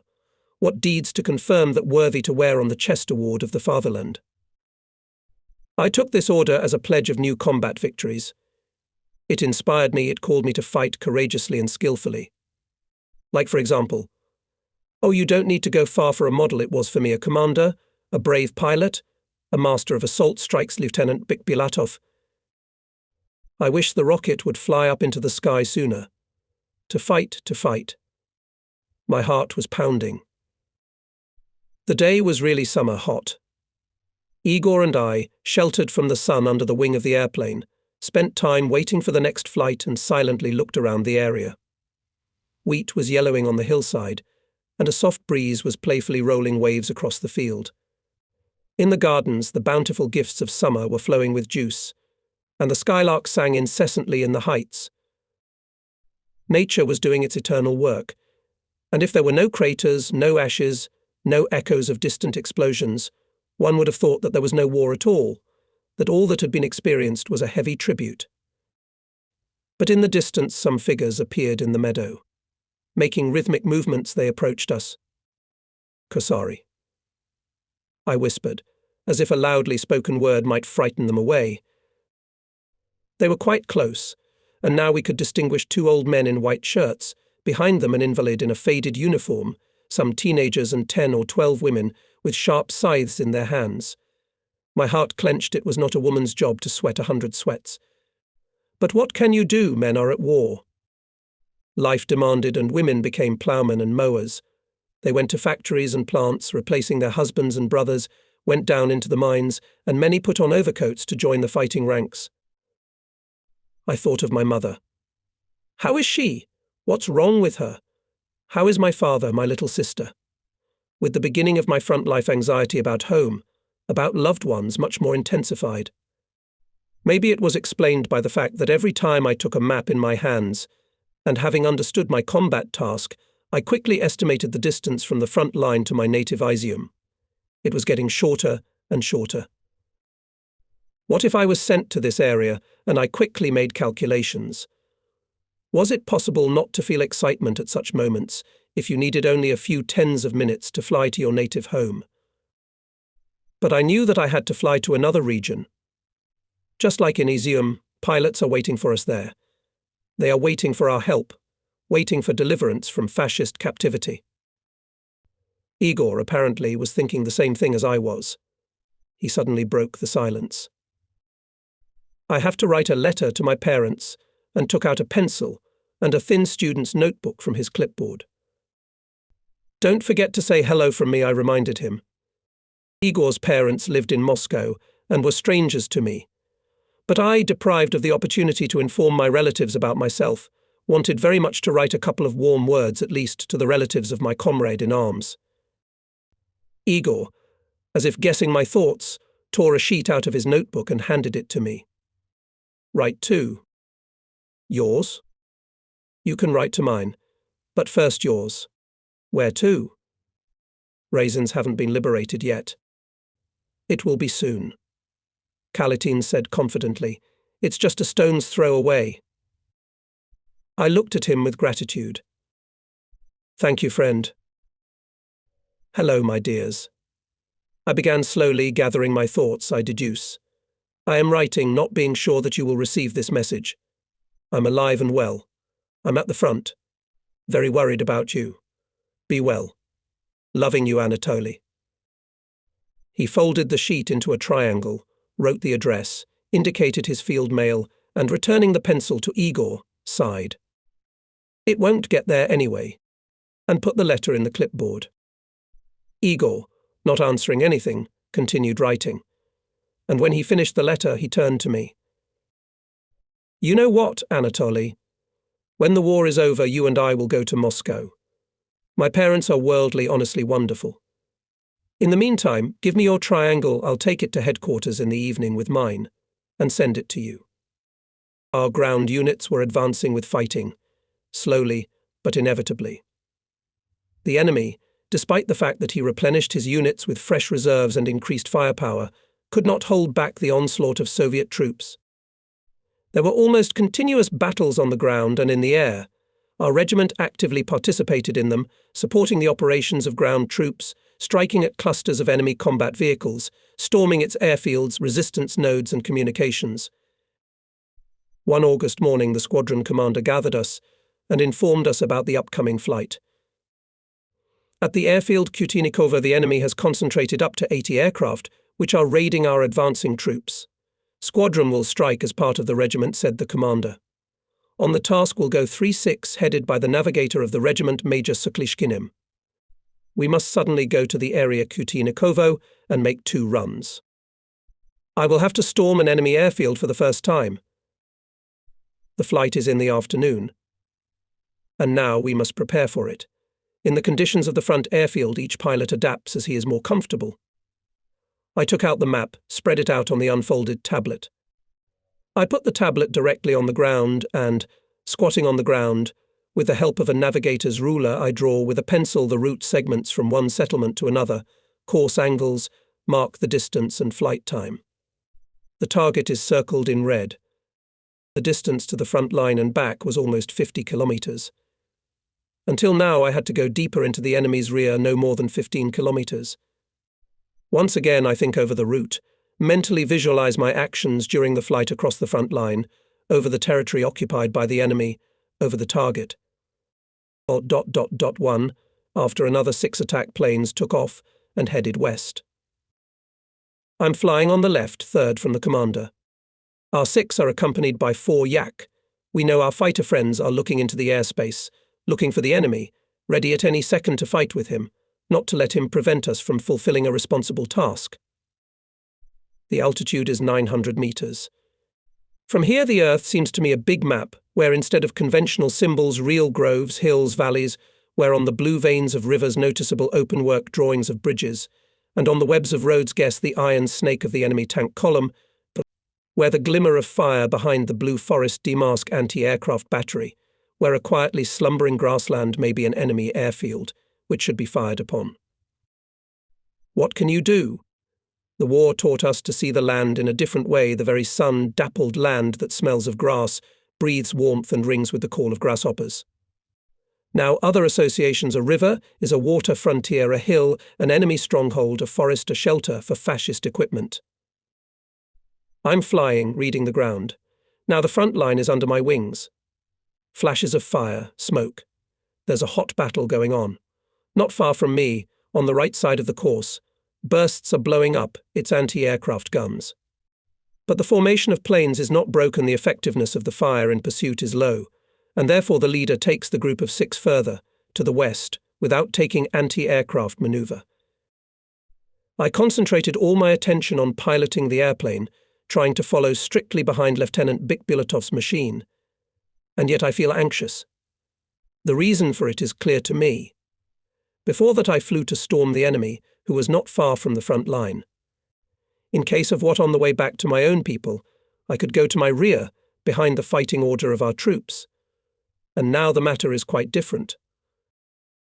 I try to pull myself together. The fleeting anxiety melts away as the morning fog melts under the sun. I suddenly remembered the mowers, 2 old men, and invalid teenagers, women. Tired eyes looked out from under frowning eyebrows. I realized that each of these people was working for 10 people. They had to do a lot to revive the land, which had recently been trampled by the enemy. They needed victory. They needed it as soon as possible. And who knows, I thought, maybe on me, on whether my today's attack will be successful, depends on whether the husband of the young woman who waved a white kerchief after us when the stormtroopers went to take off will come home. Height 1,100 meters. The first pair of the leading 6 rearranges to the right bearing. All perform the same maneuver. So we're close to the target. The first 6 has already attacked. Behind her the second. Around the airplanes burst shells. My heart thumped.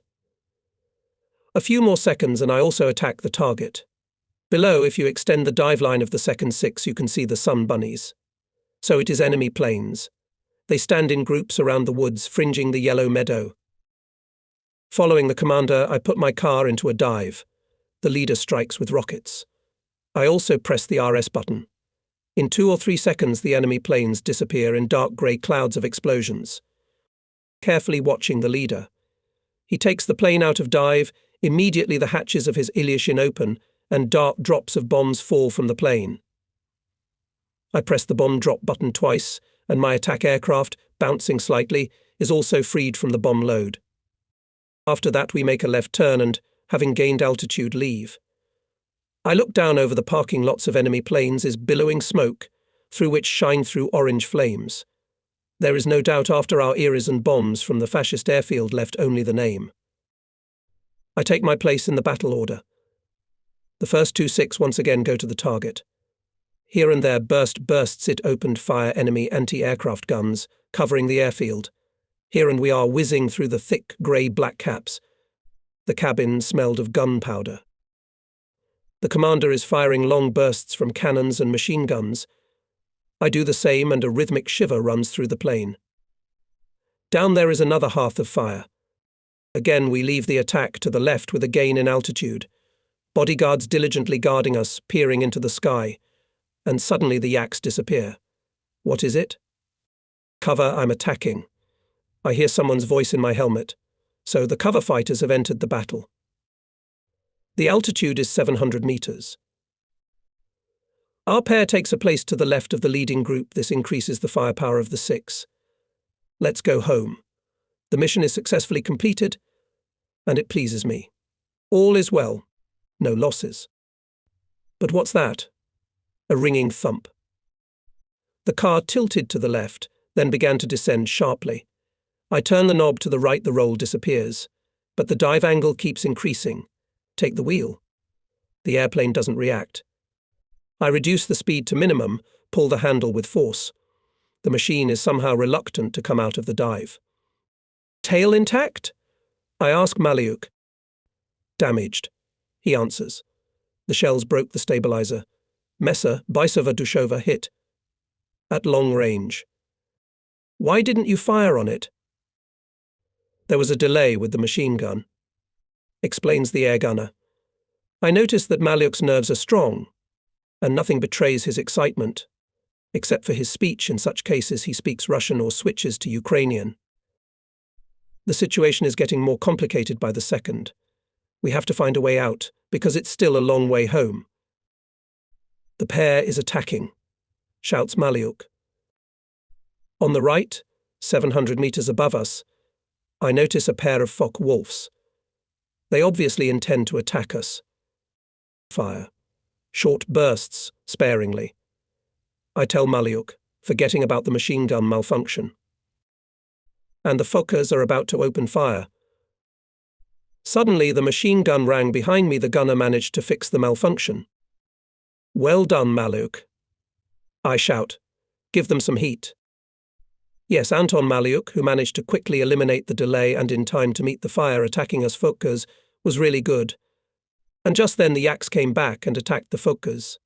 One of them caught fire, began to fall, unwinding a black spiral of smoke, flash, and the enemy plane exploded in the air. The second Fokker, dodging the attacking yaks, managed to catch us in the sights. In the right plane, Ilyushin zaziot torn holes, fluttered plywood and percale shreds of plating. I am worried that under the pressure of the oncoming airflow holes at any second can increase, and then the machine will lose stability. Carefully move the airplane first to the right, then to the left roll. I repeat. Ilyushin behaves normally. I wish I could make it home. Our group has gone forward, and my downed plane is flying alone in the endless sky. And then Maliuk reports a cartridge in the machine gun receiver is skewed, and it can't be pulled out. 2 Focke-Wulfs are catching up with us. They come closer. They dive. There are still 7 kilometers to the front line. It's going to be a tough fight. The only thing I can oppose the Fokkers is maneuver. The Fokkers are already in actual firing range. They're about to send out a trail of fire. I take over the handle and the airplane, sharply back the nose, goes up. Overload, of course, the limit. The speed drops to a minimum. I completely reduce the revolutions. turn the crane shields in the released position, and the plane for a fraction of a second, as if hanging in the air. Suddenly the attack aircraft shook once again. A quick look at one plane, the second. No new holes. I turn around, one of the Fokkers falls. Maliuk? Is that you? I'm asking you on the USSR. I hit it. Now he's kaput. The gunner said cheerfully, Congratulations on the first one.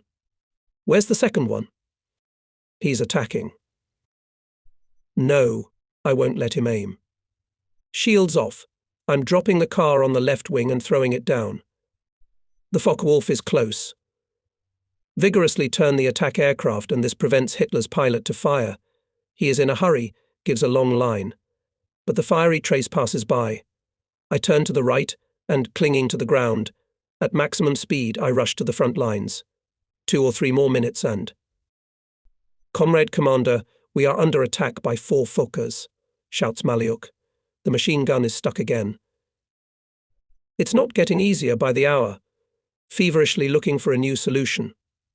Tensely looking into the distance, but neither our attack aircraft nor fighters are nowhere to be seen. What to do?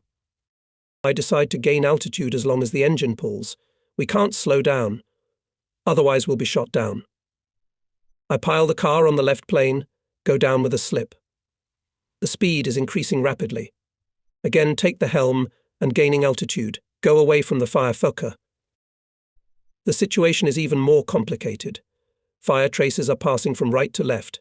Height 100 meters. I'm doing everything to prevent the pursuers from aiming fire, but there are 4 of them. What to do? And suddenly, Commander, the Fokkers are ticking away. And that's right, they're leaving. Chickened out, they didn't risk to compete with our fighters. It turns out that a group of attack planes was operating over the front line. They were covered by our saviors. Noticing us, they came to our aid. Having finished processing the leading edge, the fighters turned to the east. I'm joining them. Teska, are you alive? I ask Maliuk. Alive, alive, Alander. And I'm singing at the top of my voice. Where infantry can't pass, and an armoured train won't pass, a grumpy tank won't crawl through, where a bird of steel will fly. I sing, because I want to sing we survived this flight by a miracle. Finally we arrived at our airfield. We got out of the cockpit. Not paying attention to the surrounding people, we with Maliuk throw ourselves into each other's arms. Only those who have been in a similar situation can understand us. Eyes smiling happily. They examine the airplane, feel the holes in the plane and tail feathers. I join them. So that's it. Now it is clear to me why the plane began to plan spontaneously on the left side of the stabilizer skin, literally ruptured. The shells passed between the left rudder and the tail part of the fuselage. The elevator rudder was pushed down and wedged in this position. Taking the machine out of dive, I with effort released it for normal operation. All returned? I asked Mechanic Motovilov. No, not all. He bitterly squeezed out. The crew from the 2nd Squadron did not return. I felt hurt and offended. It was a pity, a great pity for our battle friends. Let's avenge them and finish the job that they didn't finish. I called Motovilov. The airplane must be put into combat formation as soon as possible. And check the gunner's machine gun. We'll do it, Comrade Commander. The machine will be ready by morning. I'm going to report to the commander. Culleting catches up with me. My gunner saw how you were attacked by Focke-Wulfs. Glad for you, congratulations on your victory and safe return. He shook my hand. Thank you, my dear friend. We approached the command post dugout. Here already gathered pilots who participated in the airfield assault shared their impressions. The 1st Squadron was on the report, then invited to the commander of all pilots of the 2nd. Waiting for their turn. Captain Krivoshlek talks to each, clarifies some details. I stand aside, listen to this conversation and check myself, did I see everything my comrades are talking about? But now it was my turn. Squadron commander looked at me. Well, Tell us about your fight with the Focke-Wulfs. Start from the moment when you switched to flying. There was a pause. I was embarrassed that I suddenly found myself in the center of attention. My comrades were quiet, waiting for my story with interest. And I began to outline the details of this unusual in its kind flight, which became memorable for the rest of my life. Told how Maliuk acted, how he defeated the Fokke. After listening to my story, the commander suddenly hugged and kissed me. Well done. Though. It was the best reward a joke, a combat. Experienced air fighter, the commander praised me quite still green attack aircraft. So the task assigned to us was successfully completed. The enemy caused great damage at the airfield, damaged and destroyed up to 30 aircraft, set fire to gasoline tanks, exploded ammunition depot, destroyed several buildings. This combat sortie taught me a lot. I believed in their strength and made sure that the attack aircraft a really survivable machine. But most of all, I realized for myself a pilot needs high combat skill, combat experience, and once again experience.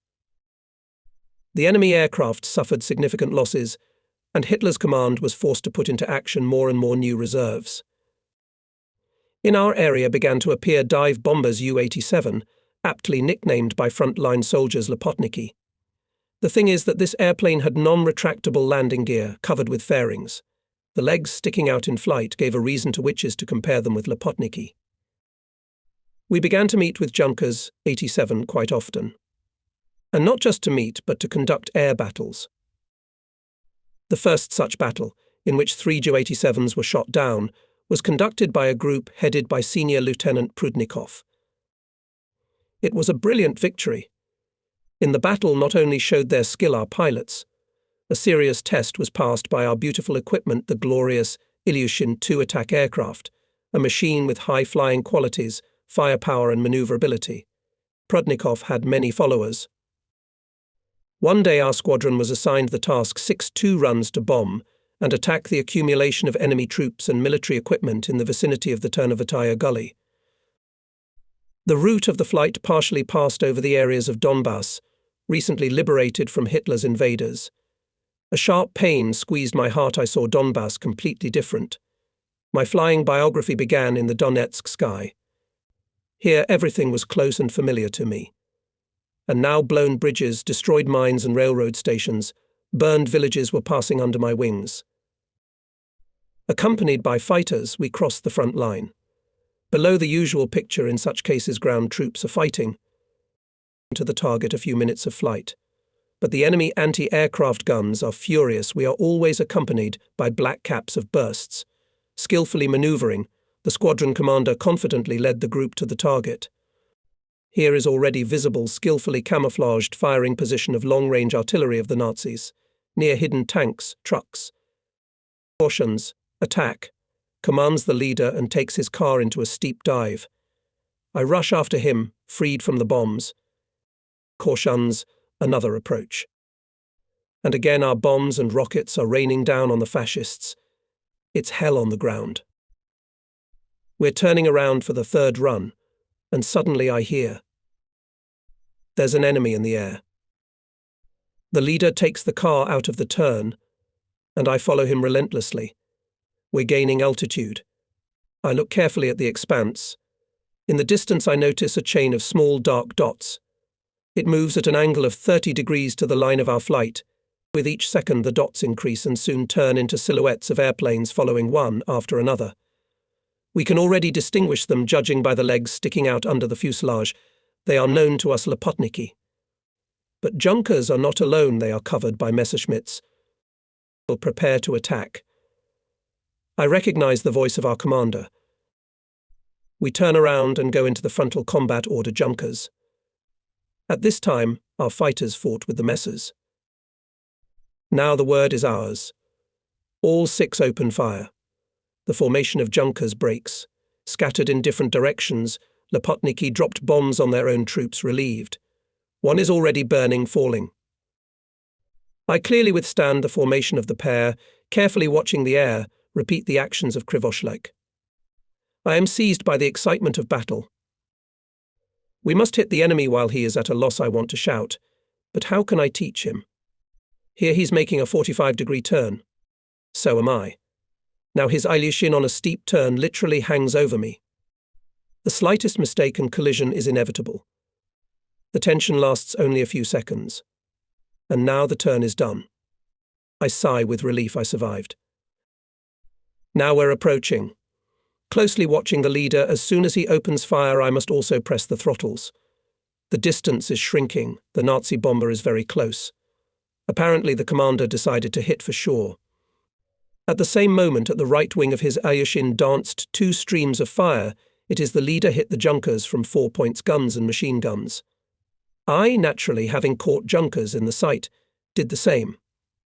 The flagship Junkers turned over on its back and, engulfed in flames and smoke, began to plummet. The rest of the Lopotniki hurried to get away. Our group followed them. I chose a target, but the Junkers dodged and went inverted. I catch another one in the scope. I begin to approach, and this one slipped away. That's a shame, another failure. And I wanted to shoot down the Lopotnik and open my personal account. Forgetting about the danger, I put the attack aircraft into a dive, accelerate the speed, then take the handle, and from below I approach the enemy. I quickly converge with him, releasing the landing gear, reduce speed and keep the enemy on the nose pin of the sight. Seconds of extreme tension pass. Already clearly visible crosses on the wings of the Junkers. A little bit to turn my plane, taking into account the preposition, and forcefully press simultaneously on the button for launching rockets. And on the guns and machine guns. Stormtrooper literally spews out a powerful jet of fire. Junkers flashed and began to fall. So was opened the account of enemy planes shot down by me in the air. I retracted the landing gear, turned to the left, and only began to look for a new target, as the commander's voice was heard in the helmet. Gather. Gather. An order is an order. Our 6 is gathering. All safe and sound. Everyone takes his place in the combat order. Yaks are approaching, and in their escort the 6 IL are returning to their airfield. Victories were not easy for us. During the period of offensive operations of our troops, the regiment performed difficult and responsible tasks. The pilots flew several times to attack the enemy's leading edge, struck important targets behind enemy lines. Day and night battles rumbled heavy bloody. In one of the hot battles, my closest friend Igor Kalitin laid down his head. It was hard to realize that he would never return to the battle formation, that I would not see his smile, would not hear a good friendly joke. It was as if I was orphaned. I didn't want to believe what had happened. I didn't want to accept the heavy loss. It happened like this. ... The ether, as always, is full of voices. Hundreds of tank and airplane radio stations are exchanging. Someone gives orders to someone asks for help, demands fire. In the Russian speech is intertwined German. One incessantly repeats call signs. Another shouts openly. Beat him, Lenya. Hit him, try to distinguish the commander's voice in all this noise and whistling. But I still catch the words of the commander. Keep in tight formation, there are Fokkers in the air. Reorganize. We continue our flight to the target. From 800 meters height, boxes, fascist tanks are clearly visible on the battlefield. That's what we're going to attack. When reorganizing, suddenly for some reason our group fell apart. I was behind Kalitin. I'm on the radio with Igor. See the tanks? Let's hit them. Yes, he sees the target. His plane is already diving. I'm going a little to the right behind him. And then the unexpected happened. From under the engine of Igor's attack aircraft burst into flames. It was as if the machine began to unwind a ribbon of black smoke. Really. Even though Igor himself knows what to do, I shout. Maneuver. Knock down the flames. Do you hear me? But Kalitin is silent. Only rustling and whistling on our frequency. And the attack aircraft is rushing towards the ground. Fiery trails are passing nearby, its enemy fighters hitting me. But I don't pay attention. What to do? I'd like to use my wings to hold back his fall. Igor, my dear friend. 300 meters to the ground, 200, 100. Kalitin's car is burning like a torch. I'm pulling my plane out of the dive, but I can't take my eyes off the flaming attack aircraft. He crashes into the steel boxes of enemy tanks. On the ground rolls a ball of fire. Goodbye, my friend. I will avenge you on the enemy. My chest is filled with rage. I'm shaving and pressing the throttles. For my friend, for the dead guardsmen, for the agony of our people, for the tears of widows and mothers. I stopped the attacks only after the ammunition was used up. Then I began to gain altitude. And at that moment I felt a blow. The tail section seemed to be thrown up, and the machine immediately stopped obeying the rudders. Maliuk. What happened there? I asked the air gunner. In the lower part of the fuselage reservavsia shell, he answers. A piece of the tail was blown off. That's the situation. Will we be able to reach our own this time? The airplane jumps up and down, up and down. In order to hold it back, I start to act with altitude trimmers and throttle sector. The Sturmovik is less nosebleed, but I'm experiencing extreme tension from such piloting. We go like this for about 20 minutes. And here is our home. With difficulty I landed the shot-down airplane on the edge of the airfield. My arms and legs felt numb. I got out of the cockpit, dropped the heavy parachute, straightened my stiff back. Runs mechanic Grigory Motovilov. Behind him Seamenet Sasha Cherkova. On their faces anxiety, surprise. Ivan Kondratyevich Klubov, the regiment's engineer, is rushing to me. What a magician. He smiles. How did you manage it, Nedbalo? What managed? I am perplexed. Look at your car from behind. I looked and marvelled at myself. The keel is shredded, the rudder in dark green shreds, the left part of the stabilizer on 2/3 as if cut off, the tail part of the fuselage torn together with the spars. A miracle. Just a miracle. Continues Captain Klubov. I have seen a lot of things in my service, but to arrive with such a tail, I have never heard of such a thing. And what's there? Motovilov reached for the oil-water radiator and pulled out a bloody rag. It turned out to be a piece of some Hitlerite's uniform. Klubov looked intently into my eyes. Were you flying low? Yes. Comrade Captain. We'll repair the plane. Motovilov entered the conversation. Do not worry and do not worry, tomorrow it will be ready. I knew Motovilov does not throw words to the wind. He can work without sleep and rest until he restores the machine and puts it into operation. At this time, a Willys is approaching us at full speed and brakes sharply. The regiment commander jumps out of it. And where is Kalatin? In a voice of anxious excitement, I silently lower my head. What about Kalatinch? He died, Comrade Major. I answer and feel a nervous lump squeezing my throat. Under what circumstances? And I told how it all happened, how the airplane Kalatinch hit an anti-aircraft shell as Igor directed the burning attack aircraft on the enemy tanks. Major Lykovsky listened attentively to me. The story of the feat of Kalatin very excited him. The commander took out of his pocket handkerchief, took off his cap, and as always at a time of great tension, began to wipe sweaty bald spot. Such a fine pilot, such a fighter. Why were you delayed, Comrade Nedbalo? Everyone returned long ago. I could not gather my thoughts to answer the commander briefly. In front of my eyes was Igor's flaming attack plane, rushing to the ground. I was avenging the enemy for my friend, Comrade Guards Major. I finally squeezed out. ... For several days I could not find a place. Grief crushed me. I felt as if I was guilty of the death of my battle friend. I couldn't get it into my head that Igor was no longer alive. But next to mine was his now empty bed. One day, returning from a combat sortie, I went to the hut, arranged for pilots not far from the parking lot here. Under the reed roof, you could take shelter from the heat, rest. Katyusha met me. We said hello, stood there, remembered Igor. He was our column comrade, and we felt the pain of loss equally. We walked side by side, we kept silent. But it makes our souls even heavier. We have to say something, ask something. Isn't it difficult for you to work at the command post? Not at all. She smiled softly. How I wished that Katya smiled more often, that her radiant eyes shone, that she always walked beside me like that. At 19 years old, you really want to love and be loved, especially when your youth has a dangerous enemy war. And I again remembered Igor, young, cheerful, brave Igor Kalatin, our regimental Gastello. He was only 21 years old,